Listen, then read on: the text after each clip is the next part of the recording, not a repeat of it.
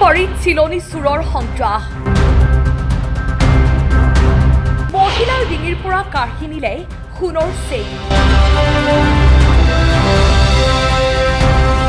নলবাৰীত ক্ৰমান্বয়ে বৃদ্ধি পাইছে চিলনী চোৰৰ সন্ত্ৰাস নলবাৰী জিলাৰ ২৭ নম্বৰ ৰাষ্ট্ৰীয় ঘাইপথৰ ঘগ্ৰাপাৰৰ সমীপৰ জাজিয়ামাৰী চকত বুধবাৰে বিয়লি সংঘটিত হয় এক ডকাইতি কাণ্ড উল্লেখ্য যে ঘগ্ৰাপাৰ ৰাজচক্ৰৰ ববিতা দাস নামৰ এগৰাকী মহিলা কৰ্মচাৰীয়ে নলবাৰীৰ আয়ুক্তৰ কাৰ্যালয়ৰ পৰা ঘগ্ৰাপাৰৰ পইচাৰৰ ঘৰলৈ উক্ত পথেৰে নিজৰ স্কুটি চলাই আহি থাকোঁতেই ডিঙিৰ পৰা দুৰ্বৃত্তই কাঢ়ি নিয়ে সোণৰ চেইন উল্লেখ্য যে এখন নম্বৰবিহীন বাইকত অহা দুই দুৰ্বৃত্তই মহিলাগৰাকীৰ ডিঙিৰ পৰা চেইন কাঢ়ি সেই স্থানৰ পৰা পলায়ন কৰে ঘটনা সন্দৰ্ভত মহিলাগৰাকীয়ে ঘগ্ৰাপাৰ আৰক্ষী থানাত ৰুজু কৰিছে এক গোচৰ মই স্কুটিত মানে আহিয়ে আছো মোৰ গাড়ীখন ৰানিঙত লৈ গৈছে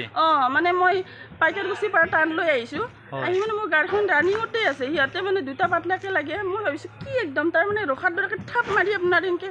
লৈ গৈছে আৰু চেণ্ডাল মই 100 কিলোমিটাৰ মানে আটা বাঢ়ি আহিছোঁ মানে